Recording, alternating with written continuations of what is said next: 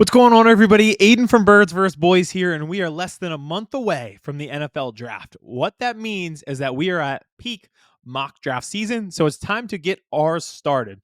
Tonight, I am doing a 4-round Eagles mock draft, starting with pick 32 and going from there. We're going to do 4 rounds, talk about some of the players that the Eagles could be interested in based on how they have talked to them or what some of the analysts have been saying about the Eagles talking to them. So I'm going to do the 4 rounds.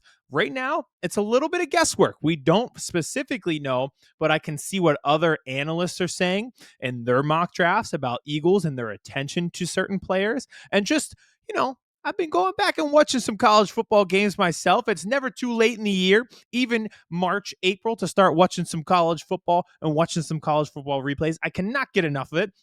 So I've been going back and watching some players myself. So it's a mix of guys that I've fallen in love with on tape and guys that other people have said the Eagles have fallen in love with. So let's get into it. Round 1, pick 32. Again, as a reminder, we are picking at pick 32 because we were up 34-0 on the Chiefs in the Super Bowl and ended up winning that game. So let's get into it. Round 1, pick 32. I'm going with Walter Nolen, the defensive tackle from Ole Miss. So right then and there, you can see one of the reasons why we might want to go with him. He's a defensive tackle where we're trying to replace Milton Williams. Okay? Here's what I heard on the Todd McShay podcast a little bit ago.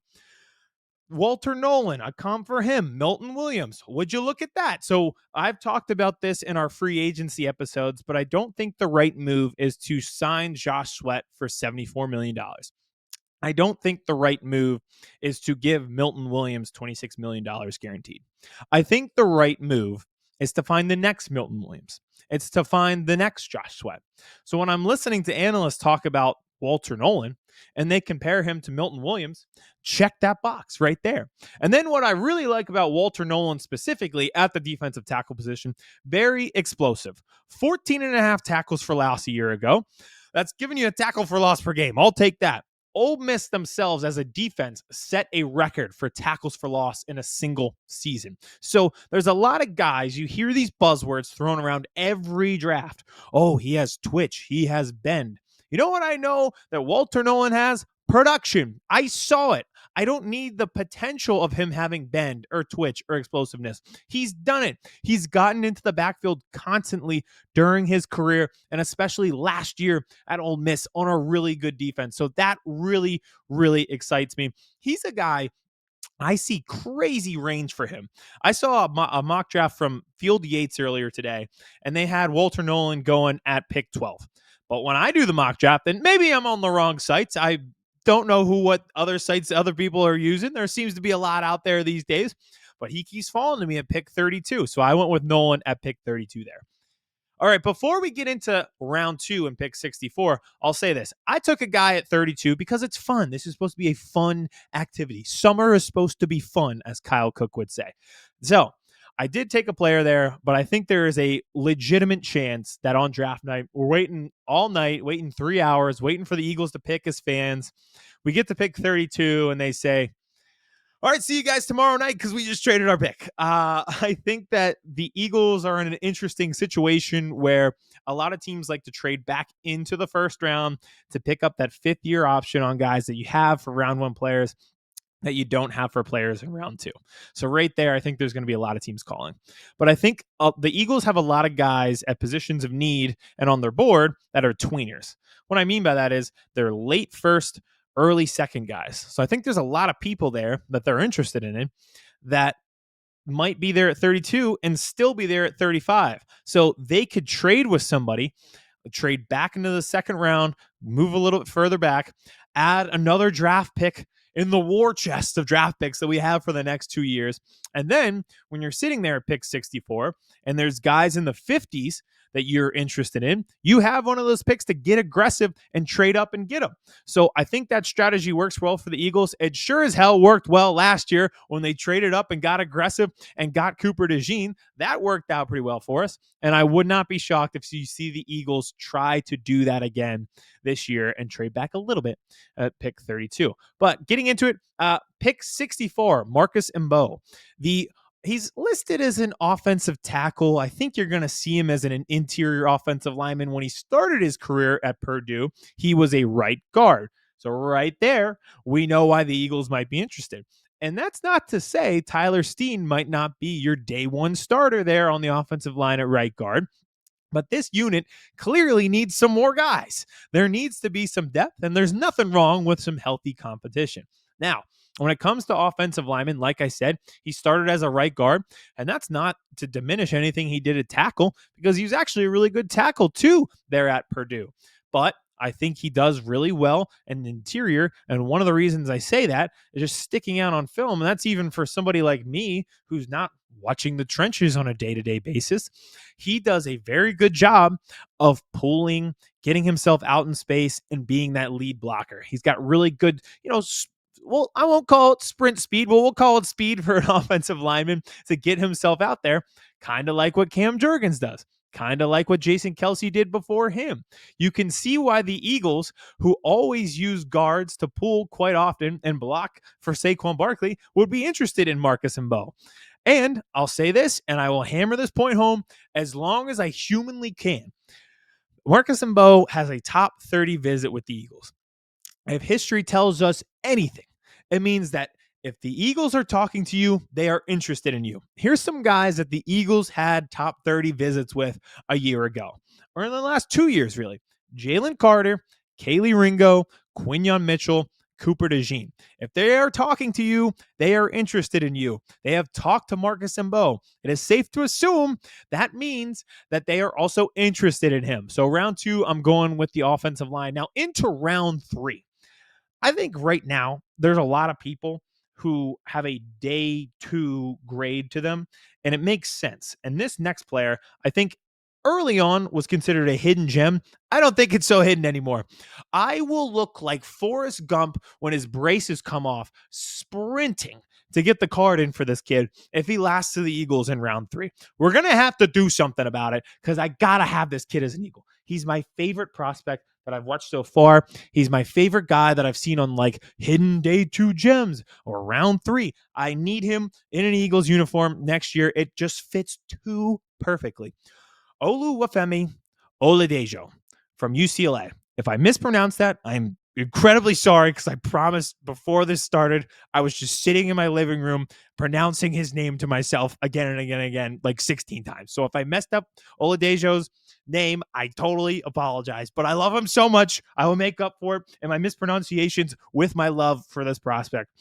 This kid was an offensive linebacker turned edge rusher. Does that sound familiar? Kind of like how Nolan Smith did.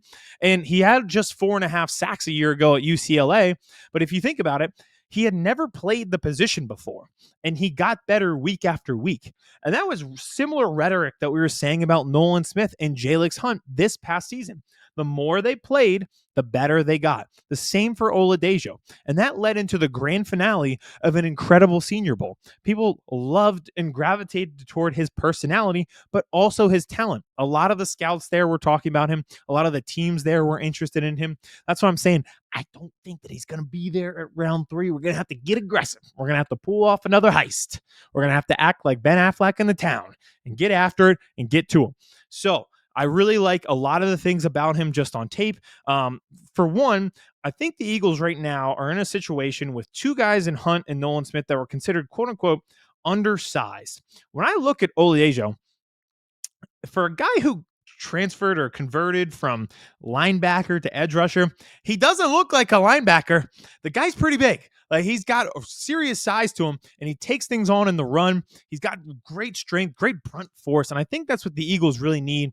And what they covet is guys who are willing to set the edge, defensive ends who not just sprint after the quarterback and get from point A to point B, but set the edge, have good brunt strength to them that they can play the run defense as well as pass rushing.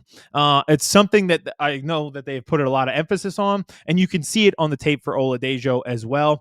There's a game against Iowa where he just totally takes over a stretch of plays. I think he has a sack or a tackle on 3 or 4 straight plays, which is really funny because if you just watch that game, you'd be saying, all right, we should probably be taking this kid where we're taking Abdul Carter.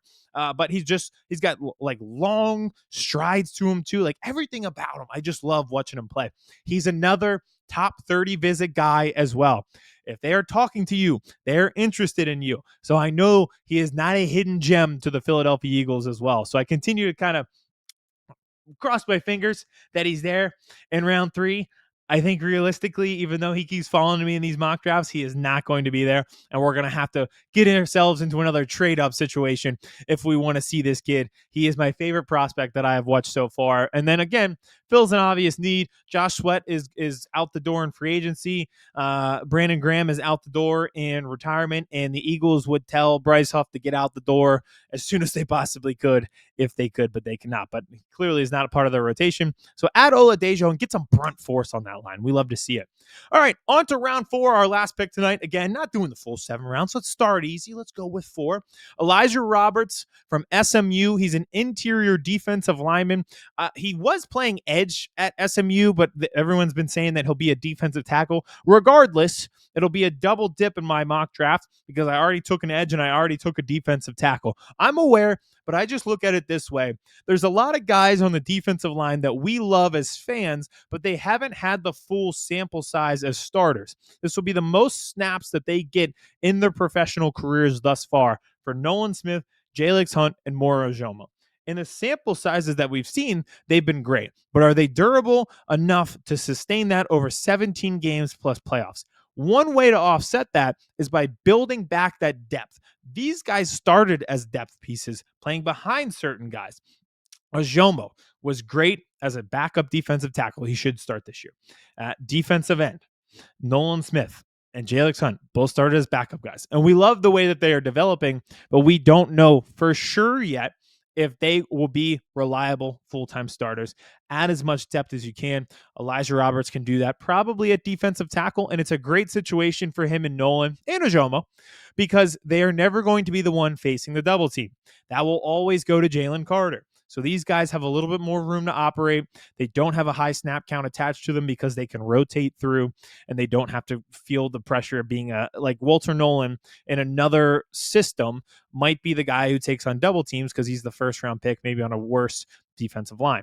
You don't have to worry about that when you're playing next to Jalen Carter. So I think that'll play dividends for both Walter Nolen and then Elijah Roberts. And then again, can't stress it enough, top 30 guy. They've talked to him. If they talk to him, they're interested in him. So I know it is a very defensive line heavy mock draft, but there is a reason why, and I want to build back the depth of that position. So that's it. That's the 4-round mock draft. I hope everybody enjoyed that one. There are many, many more to come. I have immersed myself in replays of college football games and listening to analysts talk about these different players. Seems like every day I fall in love with somebody new. I have a prospect board that's probably going to grow to 10,000 by the end of this, but this is edition 1.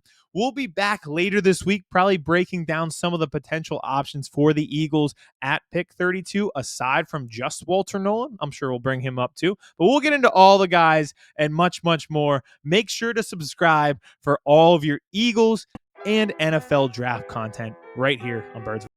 Thank you. I'll talk to you guys soon. Chris Hansen here, and I'm going to need you all to take a seat right over there and check out Birds versus Boys. I think you're completely right here, and I hate it. Yep. Hey, idiots. Stop doing dumb things. I got 2 phones. Upside alert. Upside alert. I might go insane. I think you're already there. There's no hope. Hope is gone. If this was an AFC North podcast, we'd be done in 15 minutes. Bob Hope. I'm going to drink bleach. That is the team you promised me you were going to be this year! This is the Consciously Hopeful podcast. I'll be watching.